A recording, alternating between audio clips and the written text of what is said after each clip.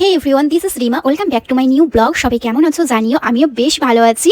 আজকে হচ্ছে সানডে, আর সানডে মানে স্পেশাল দিন বা ডে। তার থেকেও আজকে একটা শুভ দিন, সেটা হচ্ছে আজকে বরমাসের জন্মদিন। সো আজকে সারাদিনটা কিভাবে কাটলো বা কিভাবে কাটালাম সেটাই তোমাদের সঙ্গে আজকের ব্লগে শেয়ার করব।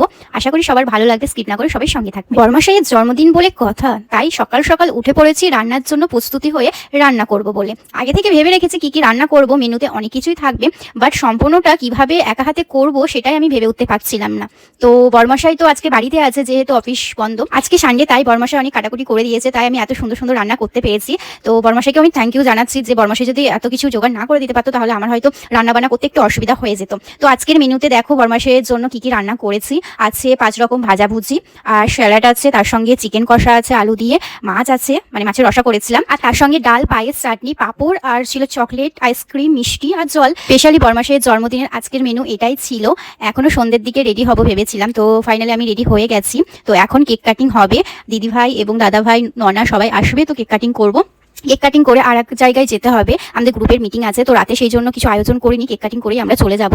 তো চলো, সবাই এখন চলে এসেছে, বরমাশাই এখন কেক কাটবে। বরমাশাইকে রাত্রি 12টার সময় তো উইশ করেইছিলাম, তো আজকেও বরমাশাইকে বলে দিই, মেরা পতি দেব, happy birthday to you, always আমাকে ভালো রাখবে, তাহলে তুমিও ভালো থাকবে। আর আমাদের এই ড্রেসটা ম্যাচিং ম্যাচিং করে পরেছি গাইস, কেমন লাগছে অবশ্যই কমেন্ট বক্সে জানাতে একদমই ভুলবে না। পৌঁছে দেখি এখনো কোনো ফ্যামিলি মেম্বার আসেনি, অনেকক্ষণ বসে থাকার পর একে একে সবাই আসে, তো একসঙ্গে সবাই মিলে গল্প করি, মজা করি, ভালো লাগে। দিনটাতেই সবার সঙ্গে আমাদের দেখা হয়। দুর্গাপুজোর মিটিং, সবাই একসঙ্গে মিট আপ যখন করি ফ্যামিলি নিয়ে, তখন কিন্তু খুবই মজা হয়। এই যে সবাই আমরা চলে এসেছি, সবার সঙ্গে বেশ গল্প হচ্ছে, মজা হচ্ছে, বেশ ভালো লাগছে। জানো তো, বছরে একবারই যখন সবার সঙ্গে দেখা হয় কত না গল্প থাকে বলো তো।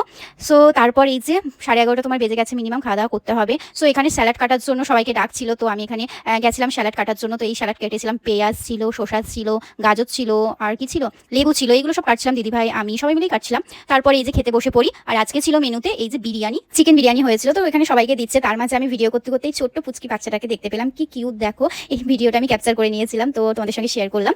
এই যে তোমার স্যালাডের পর দিল রায়তা, রায়তার পর দিয়েছিল চিকেন বিরিয়ানি। বিরিয়ানিটা বেশ ভালোই হয়েছিল, একটু নুন কম হয়েছিল, তো এই যে নুন নিয়েছিলাম, আর চিকেন কষা দিয়েছিল। তো আমার বেশ মোটামুটি ভালোই লেগেছে, খারাপ লাগেনি। দেখো এখন আমি খেয়ে বলবো কেমন হয়েছে, আমার মুখ দেখে বুঝতেই পারছো ভালোই হয়েছে। দেখো ভালো হোক বা খারাপ হোক, যে মানুষটা কষ্ট করে সবার জন্য রান্না করেছে, সেটা পুড়ে যাক বা লেগে যাক, সেটাকে খাওয়ার পর ভালো বলাটা আমার মনে হয় যে দরকার। সেটা খারাপই হলো, কিন্তু মন থেকে বলো না, ওপর থেকে যে ভালো হয়েছে সেটাই ভালো লাগবে, তাই না? একটা মানুষকে খুশি করার জন্য যদি খারাপটাও ভালো বলতে হয়, তাতে একটু বললাম, তাই কি আছে, তাই না? মুখেই তো বলছি, এমনকি সেটা তো আমাকে টাকা দিয়ে দিতে হচ্ছে না। আসলে কথাটার বলার কারণ হচ্ছে, অনেকে ওখানে বলছিল যে বিরিয়ানিটা একটু তলে লেগে গেছিল বা ধরে গেছিল। সো সবাই সবারই মন্তব্য বলছিল, কেউ খারাপ কেউ ভালো বলছিল, সেই জন্য আর কি তোমাদের সঙ্গে শেয়ার করলাম।